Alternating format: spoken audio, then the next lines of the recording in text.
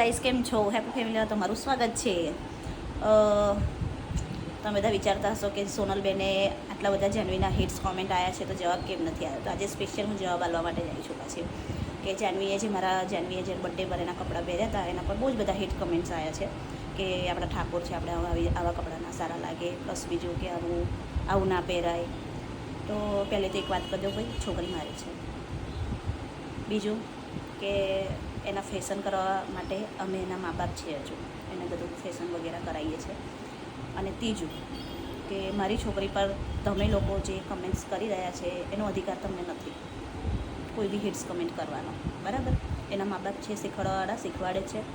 અને હા, છોકરીને કોઈ વાતની હું પાબંદી રાખવા નથી માંગતી. મારી છોકરીને ખુલ્લા આસમાન મને ઉડાવવા માગું છું, કેમ કે અત્યારની જનરેશનમાં છોકરીને જેટલી ખુલ્લી રાખીશું એટલું સારું છે.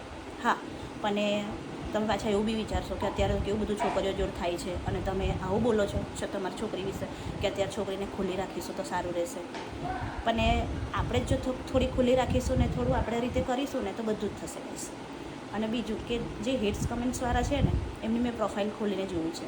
તો પહેલાં તો એ લોકો અહીંયાથી છે ને મેન્ટલ છે, જે અહીંયાથી છે ને એકદમ મેન્ટલ છે કે સામેવાળી છોકરીને કેવું વિચારે છે. તમે છોકરીને ગમે તે કપડામાં જોશો, હા, ગમે તે એને કપડાં પહેર્યા હોય, તમારા મગજમાં નેગેટિવિટી હશે તો જ તમને ખરાબ લાગશે, બાકી તમને ખરાબ નહીં લાગે.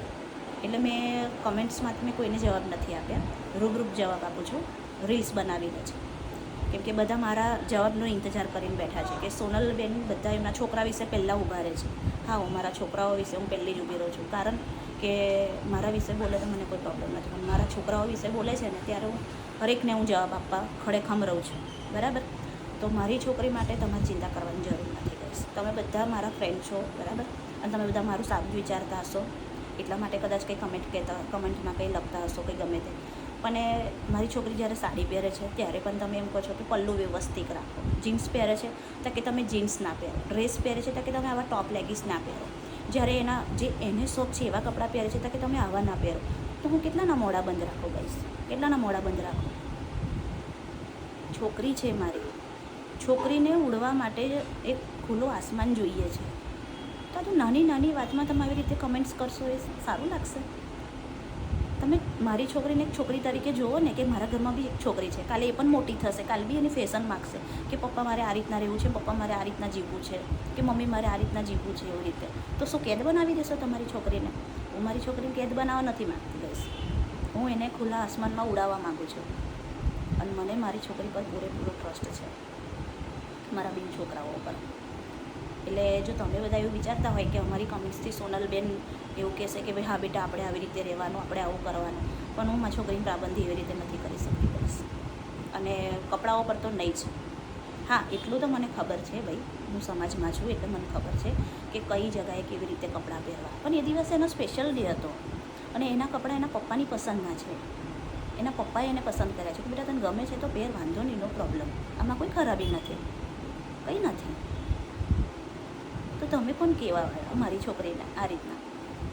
હા, હું માનતી હશે કે તમે મારી જાનવીનું કંઈ લાગતું હશે, પણ જે માણસને મારી જાનવીનું લાગે છે ને એમાં સામે રિપ્લાય પણ આપેલ છે એ લોકોએ કે તમે છોકરીના બર્થડેનો આજેનો સ્પેશિયલ દિવસ છે ને આવી રીતે તમે બોલો છો, આવું ના કરી શકો.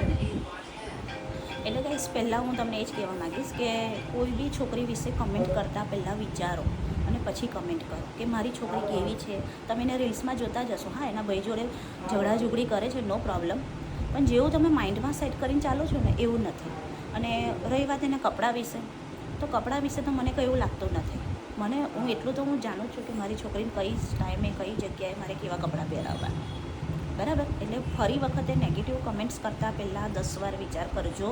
પહેલાં પણ કહેતી હતી, હમણાં પણ કહું ને હજુ પણ કહેતી રહીશ. આગળ એ લોકો જેમ જેમ વધશે ને એમ કહેતી રહીશ કે નેગેટિવ કમેન્ટ કરતાં પહેલાં વિચાર કરજો કે તમારા ઘરમાં પણ છોકરી છે, બરાબર? અને રહી વાત સમાજ, લોકો સમાજ પર આવી જાય છે. આપણે આ સમાજ છે, આપણે આ સમાજ. હું કોઈના સમાજ વિશે વાત કરું છું કે તમે આ સમાજના છો, આ સમાજના છો, પછી સમાજમાં કેમ આવો છો? સમાજ વિશે વાત નહીં કરવાની ગઈશ. હું સમાજની વિશે વાત નહીં કરતી, તમારે બી નહીં કરવાની, બરાબર? બધાના સમાજમાં બધું જ ચાલતું હોય છે, પણ મેં અત્યાર સુધી સમાજ વિશે વાત કરી તો સમાજને વચમાં નહીં લાવવાની. છોકરીને જીવવા દો, તમારા આવા નેગેટિવ કમેન્ટ્સના લીધે જ અમુક છોકરીઓ આમ ખુલીને જીવી નહીં શકતી. ખબર છે તમને? એટલે જીવવા દો એમને. અને ફરી વખત નેગેટિવ કમેન્ટ કરતાં પહેલાં 10 વાર વિચારજો.